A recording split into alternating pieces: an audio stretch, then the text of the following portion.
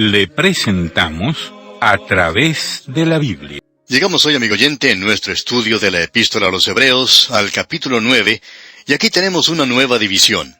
Estamos tratando con aquello que es en realidad la carne, un manjar, el alimento sólido de la palabra.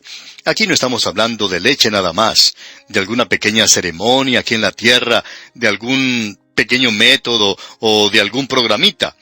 Estamos hablando aquí en este capítulo 9 de la Epístola a los Hebreos en cuanto a la adoración. En los primeros 10 versículos el tema es el nuevo santuario. Este es mejor que el antiguo. Y luego desde el versículo 11 hasta el capítulo 10 tenemos un sacrificio que es mejor. Aquí se nos presenta dos ministerios que están en contraste el uno con el otro. Uno era el ministerio levítico, el ministerio de un tabernáculo terrenal. Y luego, el santuario en el cual el Señor Jesucristo ministra, y lo que en realidad es verdadera adoración en el presente. Le pedimos que usted preste atención a esto y note lo importante que es. Comencemos pues leyendo el primer versículo de este capítulo 9, donde dice: Ahora bien, aún el primer pacto tenía ordenanzas de culto y un santuario terrenal. Aquí donde dice ordenanzas de culto, se refiere a ordenanzas de adoración. Cuando dice santuario terrenal, quiere decir que fue construido con materiales de este mundo en el cual vivimos. Fue hecho de tanto de largo, por tanto de ancho, tanto de altura, y había cierto rito por el cual se debía pasar en este santuario aquí en esta tierra, y en ese sentido era terrenal, era de este mundo. Ahora esto está contrastado con este santuario que está en el cielo. Y hay algunas cosas muy importantes que queremos decir en cuanto a esto. El versículo 2 comienza diciendo: porque el tabernáculo estaba dispuesto así. Ahora no estamos regresando al templo. No se hace aquí ninguna referencia al templo de Herodes para la ilustración, aunque se ha hecho referencia a él anteriormente, que ellos todavía estaban sirviendo en el altar en el templo. En realidad, cuando se da el tipo, vuelve al templo, cualquiera de los que fueron edificados, y el tercero de ellos estaba en existencia en esa ocasión. Vuelve más bien a aquella estructura sencilla que Dios le dio a Moisés en el desierto. Allí se hizo un tabernáculo y fue hecho con cosas de este mundo.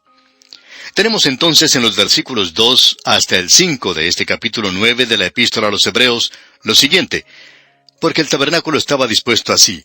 En la primera parte, llamada el lugar santo, estaban el candelabro, la mesa y los panes de la proposición. Tras el segundo velo estaba la parte del tabernáculo llamada el lugar santísimo, el cual tenía un incensario de oro y el arca del pacto cubierta de oro por todas partes, en la que estaba una urna de oro que contenía el maná, la vara de Aarón que reverdeció y las tablas del pacto, y sobre ella los querubines de gloria que cubrían el propiciatorio, de las cuales cosas no se puede ahora hablar en detalle. Este pasaje de las Escrituras es algo muy importante de notar de nuestra parte. Él va a presentar aquí un contraste entre este tabernáculo, que como ya hemos visto, fue hecho sobre la tierra, y el tabernáculo en el cielo, del cual Dios mostró a Moisés un modelo, y Moisés, siguiendo eso, hizo el terrenal. Eso fue en cuanto al modelo del que está en el cielo, pero aún en lo mejor que pueda haber realizado, este siempre era un tabernáculo de este mundo, y era mucho más inferior, como lo veremos, en muchas formas diferentes, a ese tabernáculo que está en el cielo. Sin embargo, era un lugar de adoración. Notemos que esta palabra adoración se usa una vez más, y se traduce un poco diferente aquí en el versículo 6 de este capítulo 9 de la Epístola a los Hebreos, donde leemos: y así dispuestas estas cosas, en la primera parte del tabernáculo entran los sacerdotes continuamente para cumplir los oficios del culto. Permítanos, amigo oyente, dirigir su atención hacia algo que es importante. Esto tiene que ver con la verdadera adoración, no simplemente con una reunión en la iglesia donde se sigue cierto orden, donde quizá haya cierto rito que no es muy complicado. Pero cuando tiene lugar la verdadera adoración, esa verdadera adoración es una adoración que nos lleva a la presencia de Cristo, donde podemos ir a Él y adorarle de veras. Ahora, adoración proviene de la palabra latina adoratio, y se aplica a la acción de adorar. Adorar, por su parte, es reverenciar con sumo honor o respeto a un ser, considerándolo como alguien divino. Eso es adoración. Y el Señor Jesucristo es digno de recibir nuestra alabanza y nuestra adoración, porque Él es divino, Él es Dios. Y luego el servicio sigue a eso. La verdadera adoración siempre lo lleva a uno al servicio. Usted recuerda que cuando el Señor Jesucristo le respondió a Satanás en la tentación en el desierto, Él siempre citó la Escritura, y esto fue lo que le respondió. Escrito está, al Señor tu Dios adorarás, y a Él solo servirás. Usted puede apreciar entonces, amigo oyente, que la verdadera adoración le lleva a uno al servicio. No es necesario pedir, solicitar, rogar o empujar a la gente para que haga algo si ellos están participando de una verdadera adoración de Cristo, porque la verdadera adoración lo lleva a uno a servir. Muchos de los pastores y ministros siempre están urgiendo a la gente a que hagan algo, para que den algo, para que salgan a visitar, para que algunos de ellos enseñen, siempre urgiéndolos a hacer algo. Bueno, la verdadera adoración siempre llevará al servicio, si es verdadera adoración. Y tal vez los pastores y ministros no están proveyendo la verdadera adoración. Ahora, el primer pensamiento que hay en la adoración es el de rendir homenaje, adoración y alabanza en la presencia de Dios a nuestro maravilloso Salvador. Y esa adoración es un servicio, y nos lleva a servir verdaderamente, a realizar cosas en el lugar donde vivimos, allí donde estamos. Es decir, cuando nos arremangamos la camisa, nos refregamos las manos y nos ponemos a trabajar por el Señor. Amigo oyente, la adoración se nos presenta aquí a través de esta sección. Ahora debemos decir que la verdadera adoración es sólo posible a través del Señor Jesucristo. El rito que se seguía en el tabernáculo nunca en realidad llevó a la gente a la presencia de Dios. Solo el sumo sacerdote entraba al lugar santísimo. Vamos a hablar nuevamente en cuanto al tabernáculo y volveremos a mencionar algunas de las cosas que mencionamos anteriormente. El recinto mismo del tabernáculo era algo bastante grande, rodeado de maderas enchapadas en oro de unos 15 metros de largo por 5 de ancho y 5 de altura. Estaba dividido en dos partes. Se nos dice que en el lugar santo había ciertos artículos. Por ejemplo, allí estaba la mesa de los panes, allí estaba el candelabro de oro, y luego tenemos el altar del incienso, y eso nos habla de la oración. Allí nunca se hacía sacrificios. Ahora, en el lugar santísimo, donde entraba el sumo sacerdote, el cual había sido separado por un velo, había dos artículos de mobiliario.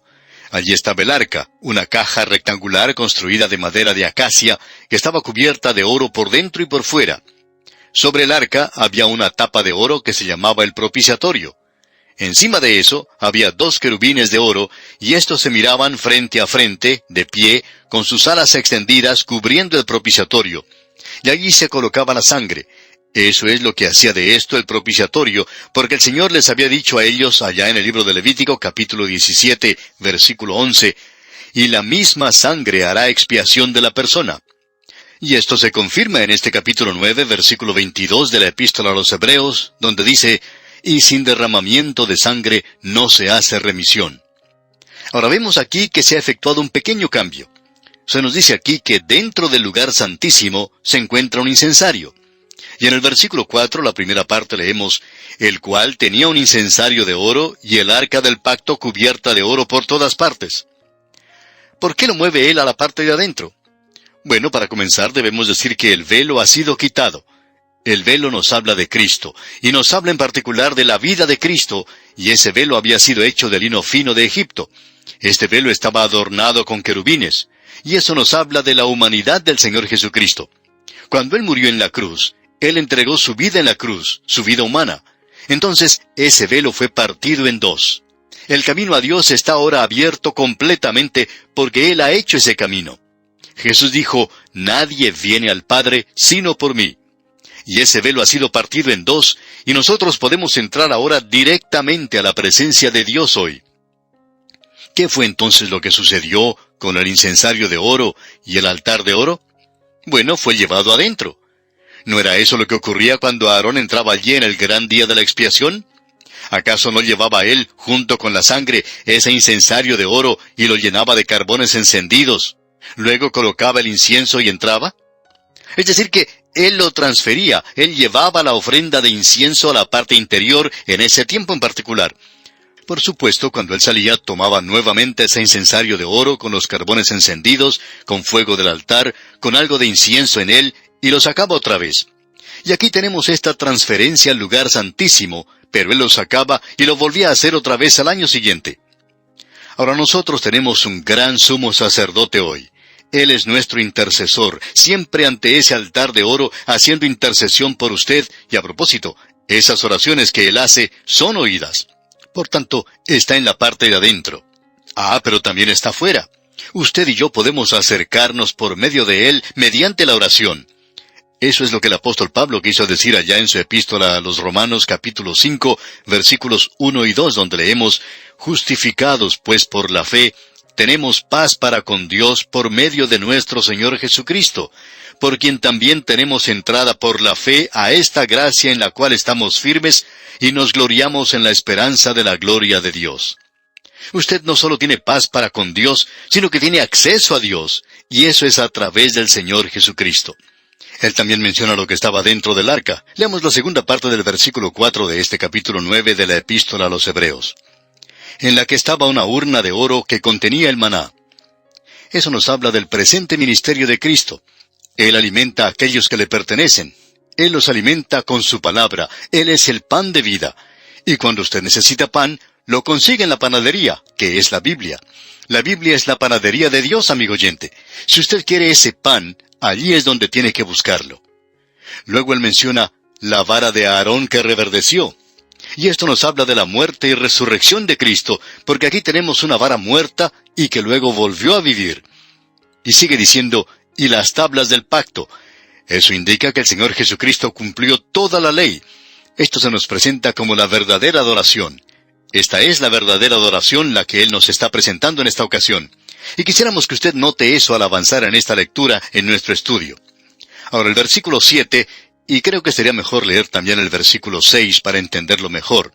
Dice, y así dispuestas estas cosas, en la primera parte del tabernáculo entran los sacerdotes continuamente para cumplir los oficios del culto. Pero en la segunda parte, solo el sumo sacerdote una vez al año, no sin sangre, la cual ofrece por sí mismo y por los pecados de ignorancia del pueblo. Ahora aquí está hablándonos del gran día de la expiación. En cierto sentido, este era el día principal de la vida de la nación. Ese era el día en que el sumo sacerdote entraba allí por la nación, y en base a eso, la nación era aceptada por otro año. Nuestro gran sumo sacerdote ha entrado al lugar santísimo, a la presencia misma de Dios. Él ha entrado allí y no ha salido. Él va a estar allí todo el tiempo que nosotros estemos en este mundo.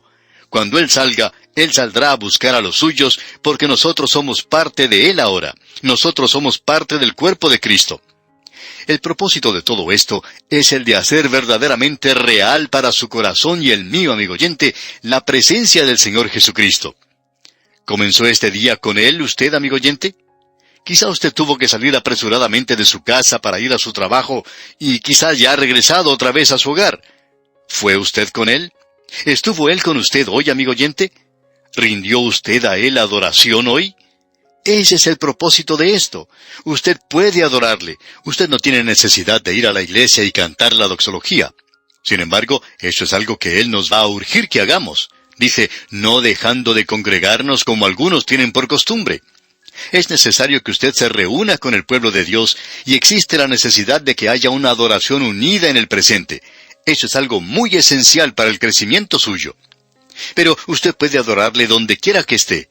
Puede adorarle en el camino a su trabajo, puede adorarle en la oficina, puede adorarle en un salón de clases. Amigo oyente, usted puede adorarle en cualquier lugar, y eso hace tanta falta hoy.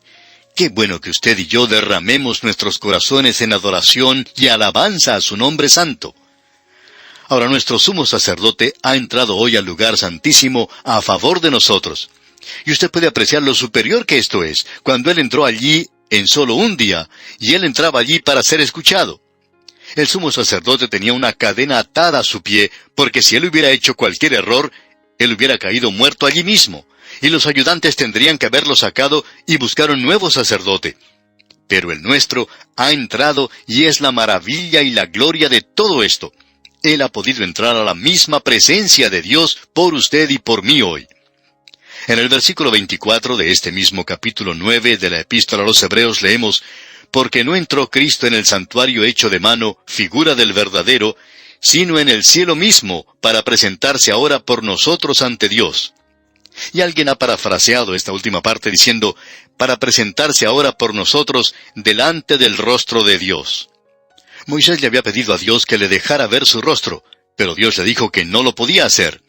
Amigo oyente, yo tengo un sumo sacerdote que ha entrado a la misma presencia de Dios.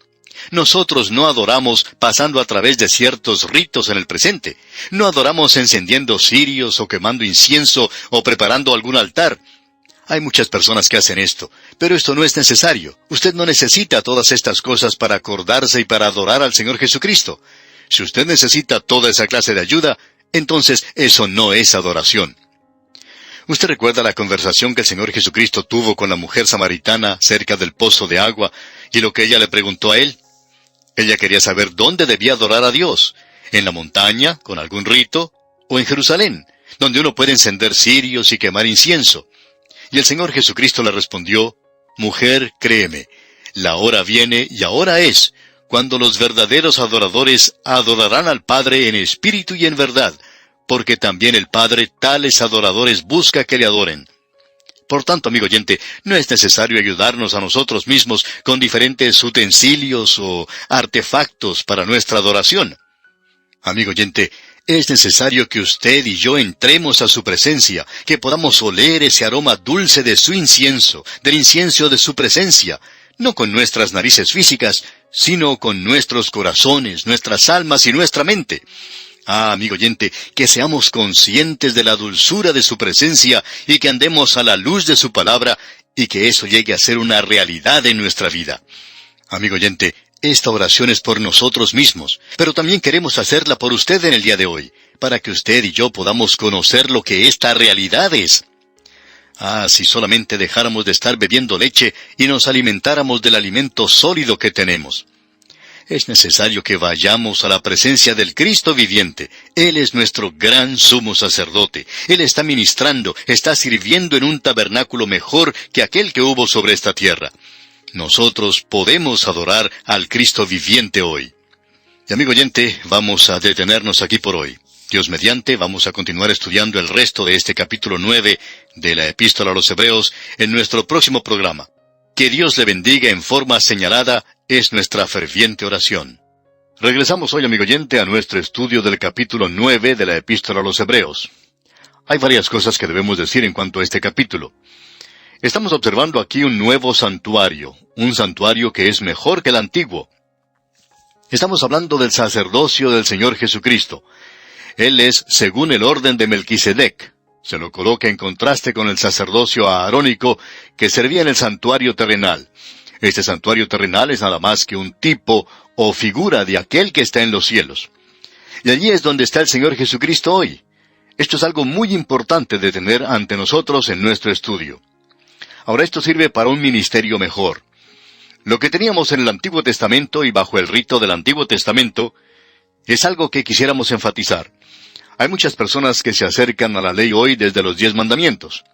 Esta epístola no se acerca a ella en esa dirección, sino que se acerca desde el lugar de adoración y de sacerdocio que tenían en aquel día, y eso tenía que ver con la expiación de los pecados. Y lo que se está diciendo aquí es que en realidad ellos nunca podían expiar los pecados. Va a decir más adelante que la sangre de los toros y de los machos cabríos nunca puede quitar los pecados. Luego, hay algo más que también es importante. Y quisiéramos leer otra vez estos versículos que nos hablan en cuanto al tabernáculo, los versículos 2 al 5 de este capítulo 9 de la Epístola a los Hebreos. Dice así: porque el tabernáculo estaba dispuesto así. En la primera parte, llamada el lugar santo, estaban el candelabro, la mesa y los panes de la proposición. Tras el segundo velo estaba la parte del tabernáculo llamada el lugar santísimo, el cual tenía un incensario de oro y el arca del pacto cubierta de oro por todas partes, en la que estaba una urna de oro que contenía el maná, la vara de Aarón que reverdeció y las tablas del pacto, y sobre ella los querubines de gloria que cubrían el propiciatorio, de las cuales cosas no se puede ahora hablar en detalle. Ahora, lo que quiere decir este último versículo es que él no tiene tiempo en realidad de hablar más en cuanto al tabernáculo, porque él está hablando en cuanto al sacerdocio y en cuanto a la adoración. Creemos que es conveniente preguntarnos, ¿qué es la verdadera adoración? ¿Y cómo adoramos verdaderamente? Bueno, el versículo 6 de este capítulo 9 de la Epístola a los Hebreos nos dice: Y así dispuestas estas cosas, en la primera parte del tabernáculo entran los sacerdotes continuamente para cumplir los oficios del culto. Ese era el objetivo final de que el pueblo de Dios le adorara. Y en el versículo 7 leemos, pero en la segunda parte, solo el sumo sacerdote, una vez al año, no sin sangre, la cual ofrece por sí mismo y por los pecados de ignorancia del pueblo. Y todo esto era un cuadro. Ahora notemos lo que dice el versículo 8. Dando el Espíritu Santo a entender con esto que aún no se había manifestado el camino al lugar santísimo, entre tanto que la primera parte del tabernáculo estuviese en pie. Es decir que esto era nada más que un cuadro y un tipo de figura. El camino a la misma presencia de Dios aún no había sido abierto. En realidad, no se podía entrar al rostro mismo de Dios. Y continuamos leyendo ahora en los versículos 9 y 10 de este capítulo 9 de la Epístola a los Hebreos, lo cual es símbolo para el tiempo presente, según el cual se presentan ofrendas y sacrificios que no pueden hacer perfecto en cuanto a la conciencia al que practica ese culto, ya que consiste solo de comidas y bebidas, de diversas abluciones y ordenanzas acerca de la carne, impuestas hasta el tiempo de reformar las cosas. Debemos notar que el camino a Dios en el tabernáculo se encontraba bloqueado por 3 entradas o compartimentos. Es decir que la gente podía llegar solamente a esa entrada exterior y allí presentar el sacrificio. Luego un sacerdote tomaba esa ofrenda, que podría ser un corderito, y ponía su mano sobre él, y era sacrificado y ofrecido, y luego esa persona salía de ese lugar. Y en lo que se refiere al lugar santo, solo podía entrar allí el sacerdote. Y luego tenemos el lugar santísimo. Allí ni el sacerdote podía entrar, mucho menos la gente. Solo el sumo sacerdote podía entrar al lugar santísimo, y ese era un arreglo temporal. Amigo oyente, el rito y las ordenanzas y el servicio fue dado solamente por un corto tiempo. Cristo nos puede llevar a Dios, y solo Él puede llevarnos allí. El Señor Jesucristo dijo, «Nadie viene al Padre sino por mí». Esto es verdadera adoración, y la verdadera adoración nos llevará a servir. Uno de los problemas que tiene que enfrentar cada ministro o pastor hoy es esto de que estamos hablando, y por cierto que tienen que trabajar duro tratando de llevar a la gente a la presencia del Señor. Bien, eso es algo difícil, pero si usted, amigo oyente, quiere llegar allí, no habrá ningún problema en cuanto a servir. Usted servirá a Dios. Eso lo hemos descubierto ya. Si uno puede llevar a alguien a la presencia de Dios a adorar, entonces no tiene por qué preocuparse en cuanto a esa persona para que trabaje para Dios. Ellos mismos se encargarán de eso. La adoración lleva a la obra para Dios, al servicio de Dios. La adoración es lo que el liberal hoy condena. Alguien dijo en años atrás que el mundo trató de librarse del Señor Jesucristo de 2 formas. Una fue por medio de la crucifixión, y la otra por medio de la adoración. Y eso para nosotros es una blasfemia, porque si usted le adora a Él, usted está en mejor posición que aquellos que le crucifican.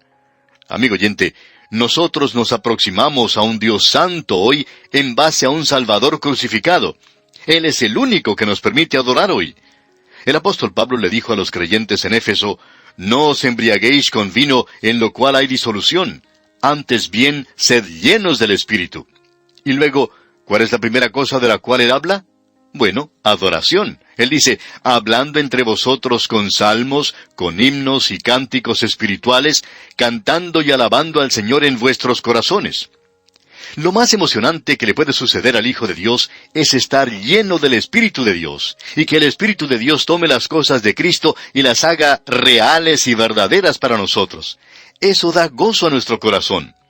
Muchas veces uno puede apreciar que la gente que sale de la iglesia tiene un rostro adusto, parecen preocupados. Y en el momento en que uno ve eso, puede pensar que ha fracasado el predicador, porque si uno ha estado en la presencia de Dios para adorarle, entonces tiene gozo en el corazón. Usted tiene un cántico, quizá no en sus labios, pero en su corazón. Es algo realmente maravilloso el sentirse de esa manera. Debemos adorarle, amigo oyente. Ahora queremos volver a mencionar aquí algunas de las cosas que ya hemos dicho anteriormente, pero que consideramos de suma importancia. Ya las hemos mencionado, pero queremos analizarlas un poco, y para esto vamos a utilizar las notas del Dr. Warren Wiersbe, quien fue pastor de la iglesia Moody en Chicago, los Estados Unidos, y quien realizó allí una excelente labor. Él, pues, organizó estos 10 versículos y por eso los queremos compartir.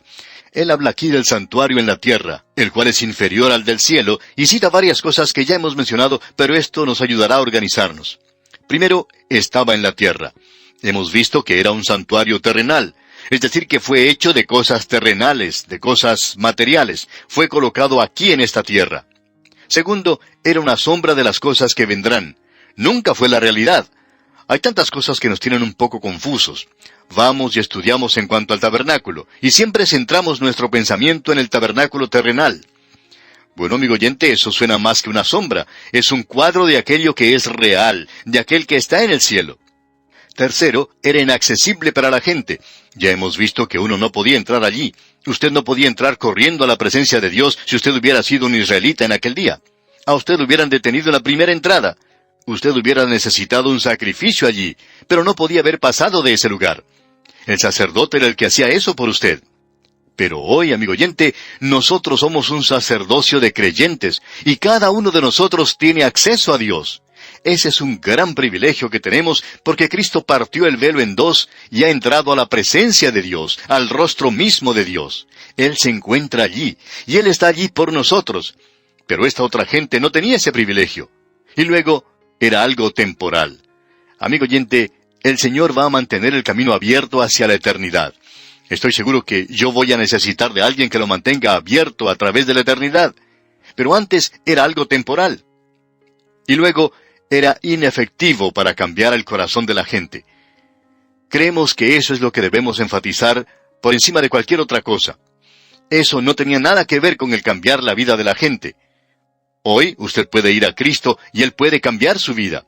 Y Él solamente puede ayudarle a usted a adorar a Dios en espíritu y en verdad y hacer de esto una realidad. Hay muchas personas que hoy están jugando a ir a la iglesia como si fuéramos niños pequeños siguiendo en nuestros juegos infantiles. Conocemos a muchos creyentes, han crecido ya, tienen canas sobre las sienes y aún están jugando a la iglesia. Y es muy divertido para ellos. Van a las reuniones de los comités, algunos cantan en el coro, otros enseñan en la escuela dominical, otros hacen visitas, y están muy ocupados todo el tiempo. Pero no van más allá, y esta gente piensa que está sirviendo a Dios, amigo oyente. Pero usted no puede servirle a Él hasta cuando le adore. Necesitamos ver eso. Vamos a seguir avanzando en el capítulo 9 de esta epístola a los Hebreos. Lo que hemos repasado es algo muy, pero muy importante. Y ahora llegamos a un sacrificio que es mejor. Y el versículo 11 de este capítulo 9 de la epístola a los Hebreos nos dice: «Pero estando ya presente Cristo, sumo sacerdote de los bienes venideros, por el más amplio y más perfecto tabernáculo, no hecho de manos, es decir, no de esta creación». O sea que este tabernáculo no fue construido por el hombre aquí, aunque el hombre sea una persona como Bezaleel, quien hizo todo ese trabajo artístico, y él fue lleno del Espíritu de Dios para hacerlo, pero aún así eran cosas materiales. Aquí se nos está hablando de aquello que ya ha tenido lugar, y cuán maravilloso es que estas cosas ya hayan pasado para nosotros. Ahora es un tabernáculo más perfecto, y no de esta creación. En realidad, amigo oyente, un tabernáculo mejor no pertenece a esta creación natural, ya sea en cuanto a los materiales o a su construcción. Permítame decir esto de manera amable. Todo ese esfuerzo hoy que se está llevando a cabo para tratar de endulzar la adoración aquí, ese asunto de tener cuadros y ventanas con vidrios de colores y cirios y cruces, toda esa clase de cosas, pero eso es para ministrar a la carne. Es carnal, amigo oyente. Eso ministra nada más que a la parte física. Eso no ministra aquello que es espiritual. Necesitamos reconocer hoy que existe un tabernáculo verdadero, que existe un real sumo sacerdote y que esta es una adoración espiritual. Y usted puede adorar en cualquier parte. Es algo maravilloso cuando la gente puede reunirse en una iglesia para adorar realmente a Dios. A veces tenemos reuniones magníficas y es algo verdaderamente maravilloso. Estamos seguros que usted ha podido también estar en reuniones como esas.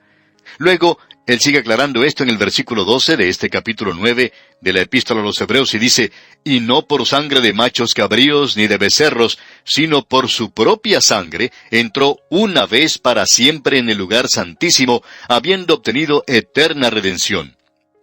No hicimos referencia a este versículo antes porque queríamos hacer mención de él al leerlo ahora. Nosotros esperábamos que alguien dijera: «Bueno, ¿tienen ustedes algún versículo para probar su creencia de que Cristo llevó literalmente la sangre al cielo?» Y si Él no está hablando de eso aquí, nos gustaría saber de qué es que está hablando entonces. No por sangre de machos cabríos ni de becerros, sino por su propia sangre. Su propia sangre derramada en la cruz del Calvario. Él entró. ¿Cómo fue que entró? Por su propia sangre.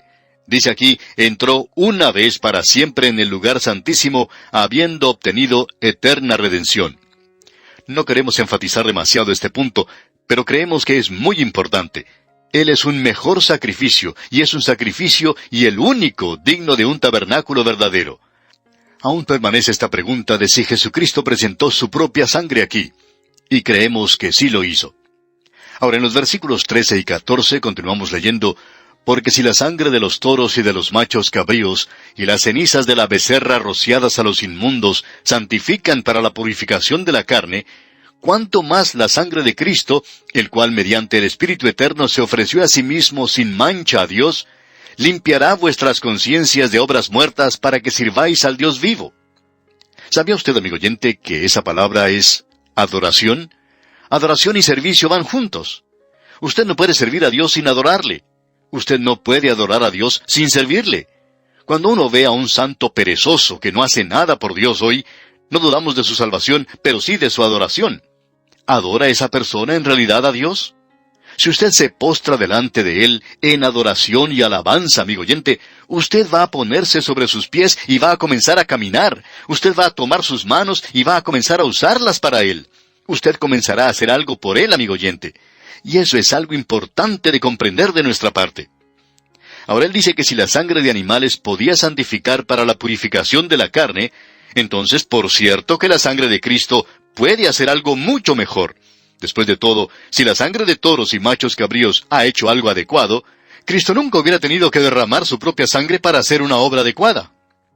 La becerra que se menciona aquí es el sacrificio que se menciona también en el capítulo 19 de Números, y eso se refiere a la vida del creyente. Usted y yo necesitamos una limpieza constante. Si andamos en luz como Él está en luz, tenemos comunión unos con otros, y la sangre de Jesucristo su Hijo nos limpia de todo pecado. Si confesamos nuestros pecados, Él es fiel y justo para perdonar nuestros pecados y limpiarnos de toda maldad, dice Juan en su primera epístola capítulo 1, versículos 7 y 9. Amigo oyente, la sangre de Cristo limpia la conciencia, no la carne. Es la conciencia la que necesita limpiarse y es limpiada. Amigo oyente, ¿ha logrado asirse? ¿Ha logrado usted agarrarse de Cristo? ¿Está satisfecho con Él? Dios ha quedado satisfecho con lo que el Señor Jesucristo hizo por usted. Ahora, ¿está usted satisfecho con lo que Él hizo? Amigo oyente, solo la sangre de Cristo puede limpiar su conciencia y hacerle blanco como la nieve, y entonces usted puede saber que está siendo aceptado por Dios. Ahora tenemos algo más aquí mencionado en el versículo 15 de este capítulo 9 de la Epístola a los Hebreos, y dice, así que por eso es mediador de un nuevo pacto. Así es que aquí tenemos un nuevo pacto. Antes había un antiguo pacto, y eso es importante de ver de nuestra parte. El versículo 15, pues, en su totalidad dice, leamos otra vez, así que por eso es mediador de un nuevo pacto, para que interviniendo muerte para la remisión de las transgresiones que había bajo el primer pacto, los llamados reciban la promesa de la herencia eterna.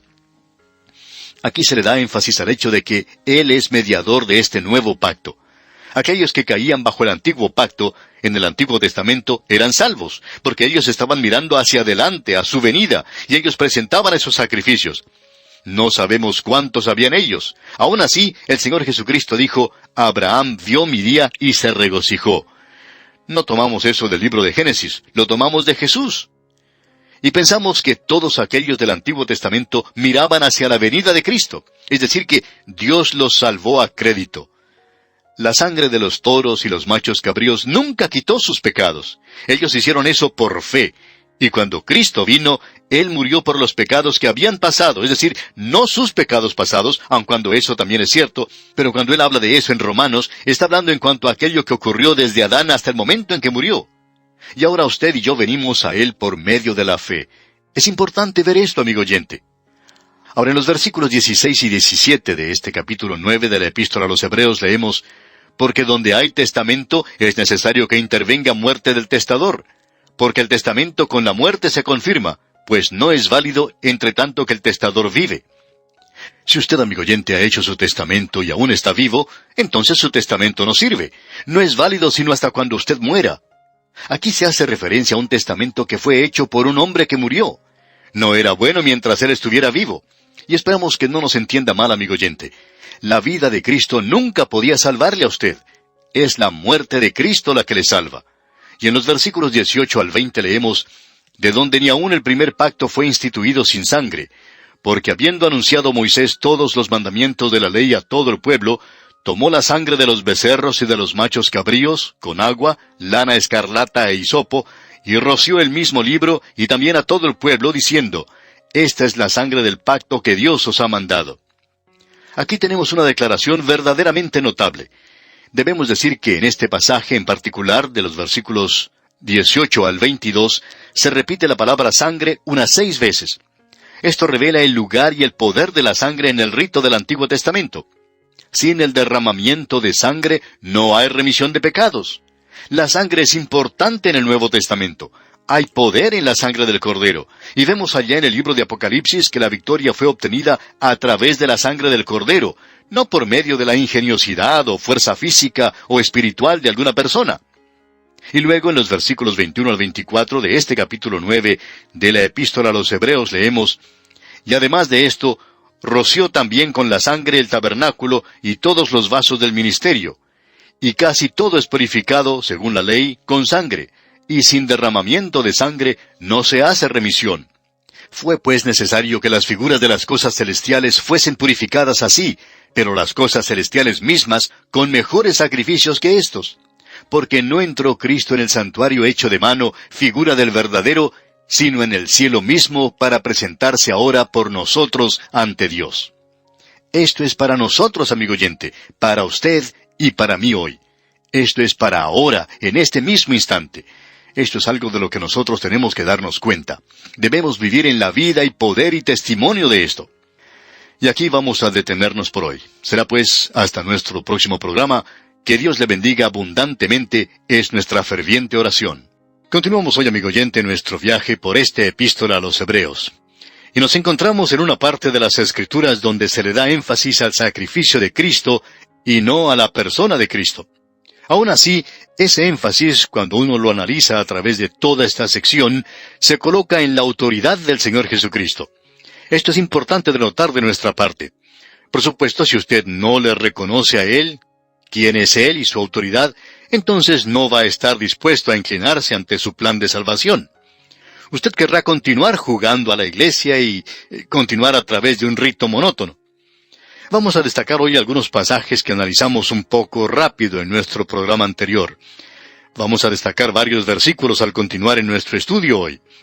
Volvamos pues al versículo 6 de este capítulo 9 de la Epístola a los Hebreos.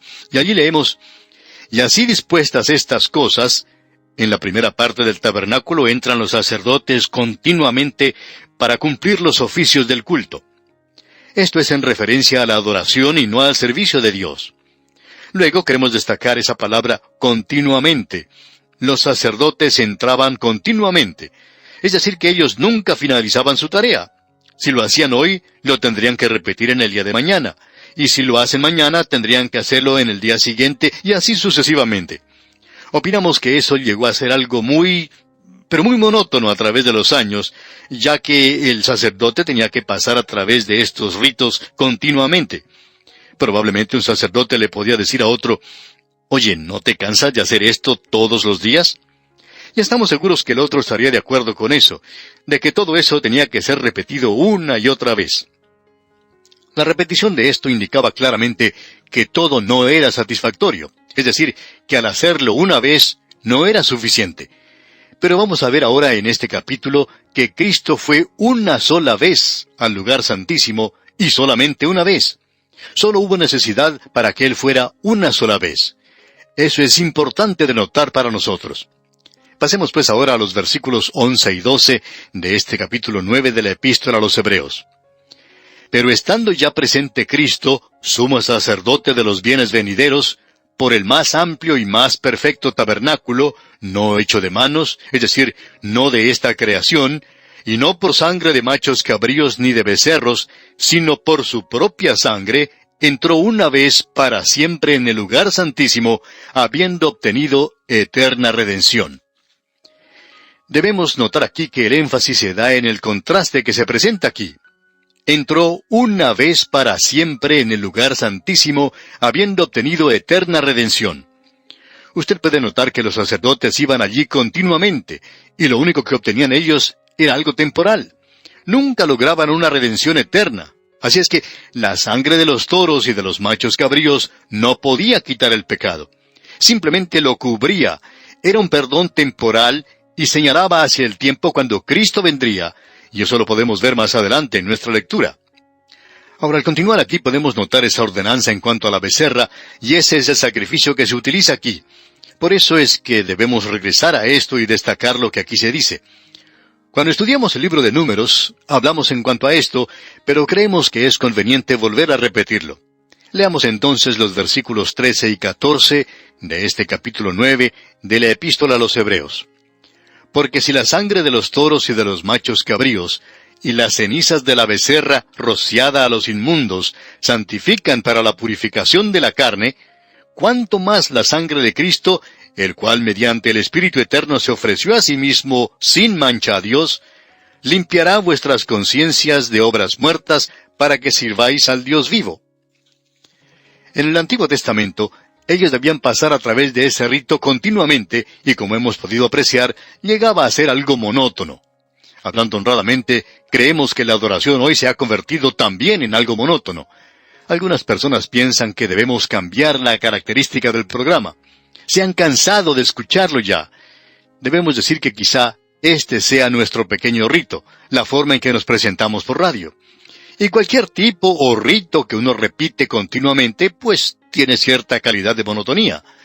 La sangre de los toros y los machos cabríos nunca podían quitar completamente el pecado, pero tenía aquello que era temporal. Es decir, señalaba hacia aquel que iba a venir y pagar por los pecados del mundo. Pero ese sacrificio anterior nunca lograba una redención eterna. El Señor Jesucristo no entró varias veces, solamente lo hizo una vez y logró eterna redención. Esto coloca la autoridad y la importancia sobre el sacrificio de Cristo y nos hace recordar aquí, y esto ocurrirá una y otra vez, que la vida de Cristo nunca salvó a nadie. Usted puede seguir sus enseñanzas y pensar que es salvo, pero eso nunca salvó a nadie, amigo oyente. Es la muerte de Cristo, es su redención la que salva. Aquí se habla de la sangre de los toros y de los machos cabríos. Eso nos habla de su muerte por nuestros pecados, y luego continúa diciendo, y las cenizas de la becerra rociadas a los inmundos santifican para la purificación de la carne. Pero eso nunca sucedió, como vemos que dice el versículo 11. Es la sangre de Cristo la que limpia la conciencia de obras muertas para servir o adorar al Dios vivo. Eso es muy importante de notar porque eso se enfatiza ya en el capítulo 19 de Números, algo que ahora no vamos a leer, pero queremos que usted se dé cuenta que aquí la becerra tiene un significado peculiar y particular. Se utiliza aquí lo femenino. Se nos dice allá en la primera epístola del apóstol Pedro, capítulo 3, versículo 7, que la mujer es el vaso más débil. Reemplaza al toro aquí. Nuestra inmundicia viene a nosotros a través de nuestra debilidad. Nosotros somos débiles. Él tomó nuestro lugar. Él fue crucificado por nuestra debilidad. Él ni siquiera podía llevar la cruz. Él descendió a este mundo y pudo conocer físicamente, en la carne, su debilidad y la mía, amigo oyente. Ahora, en el capítulo 19 de Números, se nos habla de la vaca alazana que tenía que ser un animal sin ninguna falta. El color rojo nos habla del hecho de que Cristo llegó a ser hecho pecado por nosotros, no de manera académica nada más, sino que en realidad fue hecho pecado por nosotros. Ahora, quizá usted puede preguntar, ¿cómo saben ustedes que el rojo es el color del pecado? Bueno, podemos ver lo que dice el profeta Isaías, allá en el capítulo 1 de su libro, versículo 18. Dice, «Venid luego, dice Jehová, y estemos a cuenta. Si vuestros pecados fueren como la grana, como la nieve serán emblanquecidos. Si fueren rojos como el carmesí, vendrán a ser como blanca lana». Así es que tiene que ser una vaca alazana, o sea, de color rojizo, hablando de este hecho de que Él se convirtió en pecado por nosotros. Ahora ese animal también tenía que ser sin mancha. Por cierto que no podía representarle a Él a no ser que fuera así, porque Él fue santo, inocente, sin mancha, apartado de los pecadores. Ese animal, pues, también tenía que ser uno sobre el cual nunca se había colocado el yugo. Ahora, aunque el Señor fue hecho pecado por nosotros, Él nunca estuvo bajo la esclavitud del pecado. En el capítulo 19 de Números se menciona que el animal deberá ser sacado fuera del campamento, y ese es un cuadro que nos muestra que el animal debería ser degollado en la presencia del sumo sacerdote. Creemos que tenemos aquí un cuadro de nuestro Señor Jesucristo, quien es ambas cosas, la ofrenda y aquel que la ofrece en sí mismo. Eso lo tenemos demostrado aquí en el sumo sacerdote, ya que el sacrificio tiene lugar ante él. Luego, el sumo sacerdote debería tomar la sangre de ese sacrificio y rociarla hacia la parte delantera del tabernáculo de reunión 7 veces. Uno escucha decir a la gente, 7 es el número de la perfección en las Escrituras. Solo indirectamente, amigo oyente. El significado principal es de algo completo. Nos habla de que es una transacción cumplida, de que ese sacrificio limpia o quita el pecado del creyente. Ahora esto avanza aún un poco más, porque los restos del animal debían ser quemados, y eso ante el sumo sacerdote también. Es que de tal manera amó Dios al mundo, amigo oyente, que ha dado a su Hijo unigénito, y Él se entregó a sí mismo libremente. Nosotros probablemente nunca hemos pensado en la tristeza que hubo en el cielo en el día que murió Jesús. No hemos concluido aún con esto. Se nos dice también en ese capítulo 19 de Números que se debía tomar madera de cedro e hisopo y que esto debía ser echado en medio del sacrificio. Ahora esto nos sugiere algo. Usted recuerda que Salomón, en el primer libro de los Reyes, capítulo 4, versículo 33, también disertó sobre los árboles, desde el cedro del Líbano hasta el hisopo que nace en la pared. Él hablaba de toda clase de plantas que existían. Parece que era un experto en dendrología, rama del saber que lleva adelante el estudio científico de los árboles, y podía hablar del campo completo de la vida de las plantas. Creemos que esto nos habla del hecho de que Él no solo nos ha redimido a usted y a mí, amigo oyente, sino que usted y yo vivimos en un mundo que ha sido maldecido por el pecado. Pero el Señor Jesucristo en realidad ha redimido también al mundo. Este mundo ahora está gimiendo y teniendo dolores de parto, pero será liberado, será redimido y el pecado será quitado. Aquí se nos dice también un poco más adelante que las cosas celestiales tenían que ser purificadas.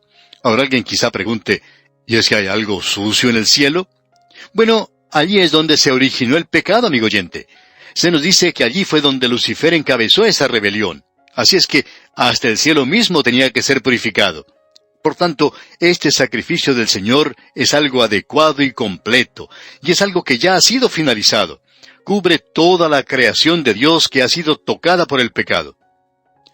Ahora, las cenizas de esta becerra debían ser tomadas y guardadas, y luego mezcladas con agua, y creemos que eso es lo que ocurre con la palabra de Dios. Esto habla de la palabra de Dios, que revela el pecado en la vida del creyente.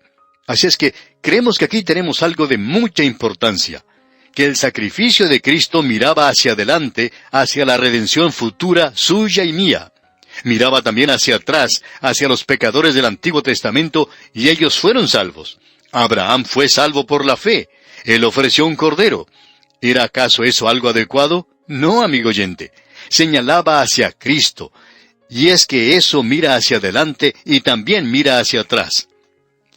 Ahora, en el versículo 14 de este capítulo 9 de la Epístola a los Hebreos que estamos estudiando, se nos habla de que esto limpiará vuestras conciencias.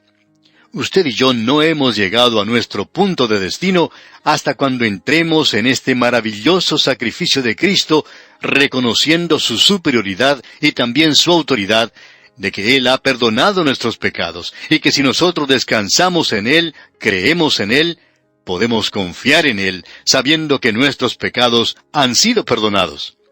¿Se da cuenta usted, amigo oyente, que esto es para la conciencia? Es una conciencia que ha sido alertada o despertada a la palabra de Dios, pero nosotros podemos descansar en la salvación ya cumplida. Se cuenta la historia de un padre que tenía un muchachito, y este jovencito había hecho algo malo. Entonces se dirigió donde estaba su padre y le pidió que le perdonara. El padre le dijo que sí, que le perdonaba, y él le dijo, porque viniste y me confesaste lo que hiciste, entonces te perdono.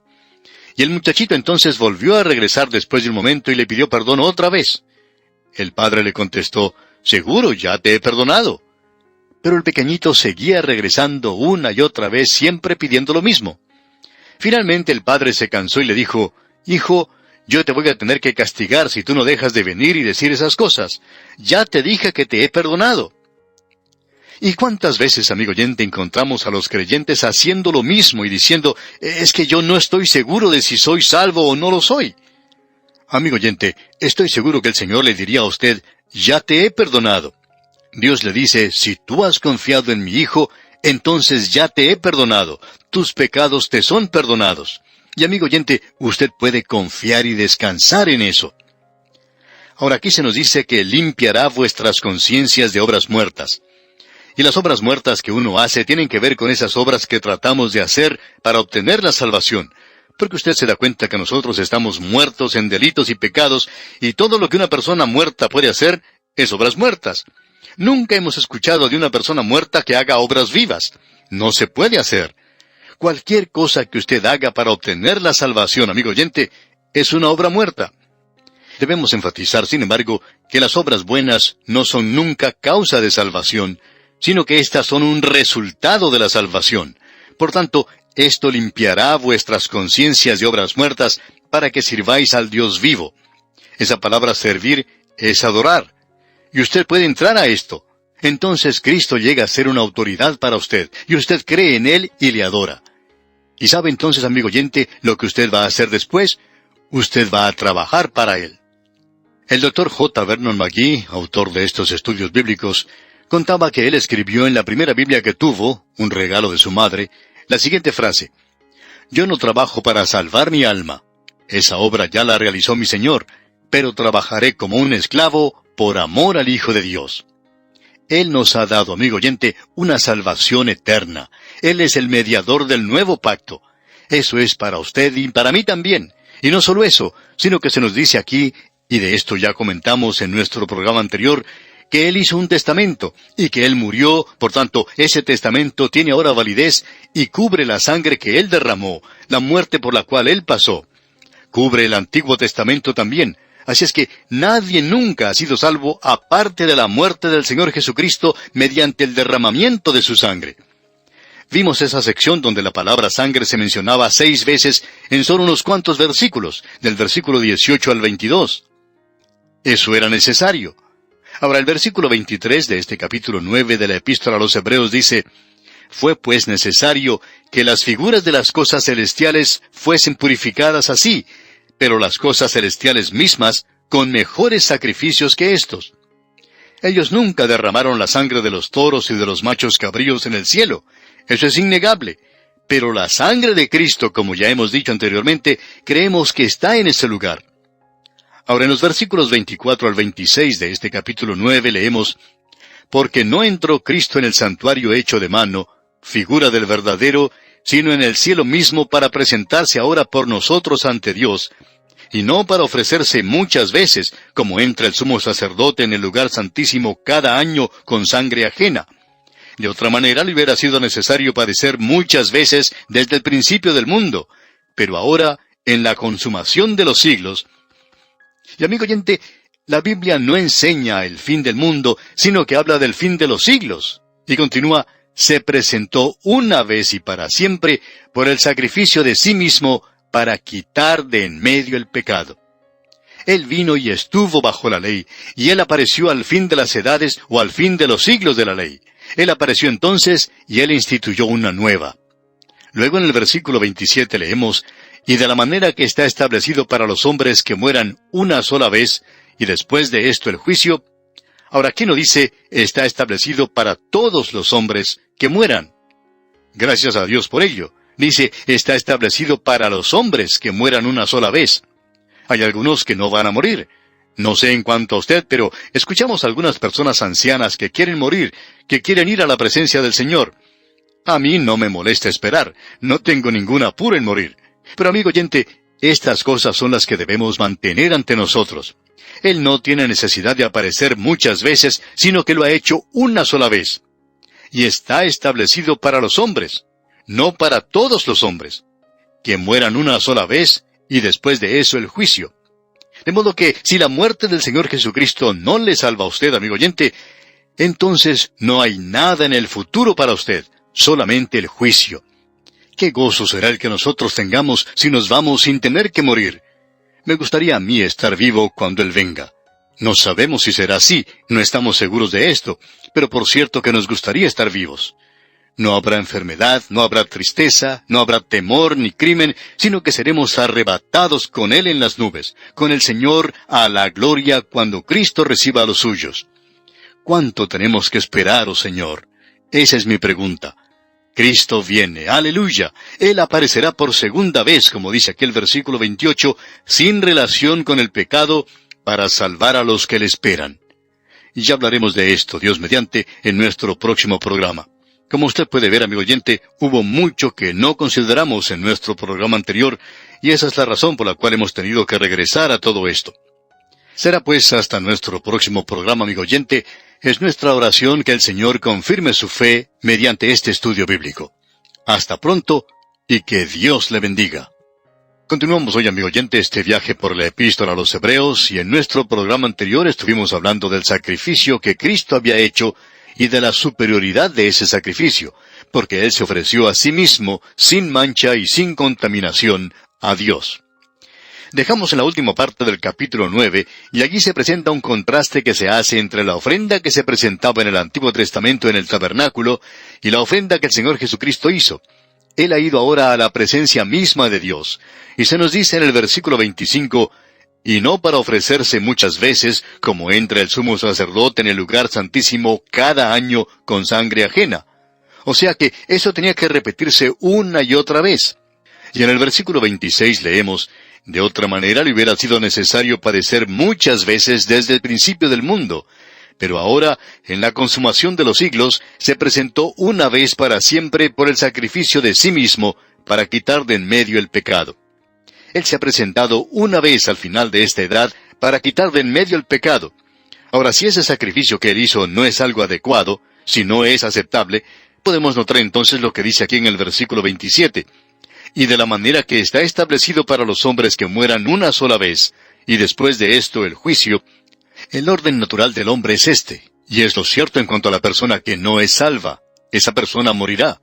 Y después de la muerte no hay nada sino el juicio. Ese es el futuro que le espera al inconverso. Y en el versículo 28, versículo final del capítulo 9 de la Epístola a los Hebreos, leemos, Así también Cristo fue ofrecido una sola vez para llevar los pecados de muchos, y aparecerá por segunda vez sin relación con el pecado para salvar a los que le esperan. Lo importante de notar aquí es que Él aparecerá, pero cuando Él aparezca en la segunda vez, no va a ser para tratar el asunto del pecado. No va a venir la próxima oportunidad para caminar alrededor del mar de Galilea y por las calles de Jerusalén para ver lo que los hombres harán con el sacrificio. Él viene en juicio.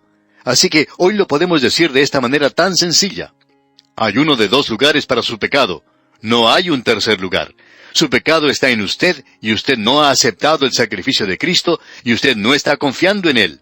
Él no es una autoridad para usted, y entonces no hay ninguna otra cosa delante de usted, sino juicio. Su pecado está sobre usted, y usted se tiene que presentar ante el juicio. Ese es el juicio del gran trono blanco. Nadie va a ser salvo allí. Él le dará nada más que la oportunidad para demostrarle a usted que Él tenía razón todo el tiempo. Y amigo oyente, Dios siempre tiene razón. Parece que nosotros siempre estamos equivocados. Así es que el pecado suyo está sobre usted mismo.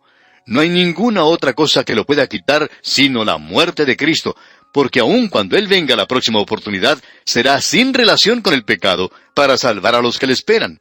Él completará la salvación, porque como ya hemos dicho anteriormente, la salvación tiene 3 tiempos. Yo he sido salvo, estoy siendo salvo, y seré salvo. Amados, dice la Escritura, ahora somos hijos de Dios, y aún no se ha manifestado lo que hemos de ser. Pero sabemos que cuando Él se manifieste, seremos semejantes a Él, porque le veremos tal como Él es. Ese va a ser un gran día, por cierto, será un gran día para mí. Así es que, amigo oyente, no se muestre insatisfecho conmigo. Dios aún no ha concluido su tarea en mí. Una ancianita, dando su testimonio en una reunión, dijo, la mayoría de los creyentes deberían tener escrito en sus espaldas, esto no es lo mejor que la gracia de Dios puede hacer. Bueno, quizá esta ancianita tenía razón. Cada creyente debería tener eso en la espalda escrito. Dios aún no ha concluido su tarea con nosotros y gracias a Dios por eso. Así es que aparecerá por segunda vez, sin relación con el pecado, para salvar a los que le esperan. Él va a librarnos. Pero amigo oyente, Él no hará nada con el asunto del pecado por cualquier otra persona que no le haya aceptado a Él antes. O sea, ahora. Él viene como juez. De eso es de lo que se está hablando aquí.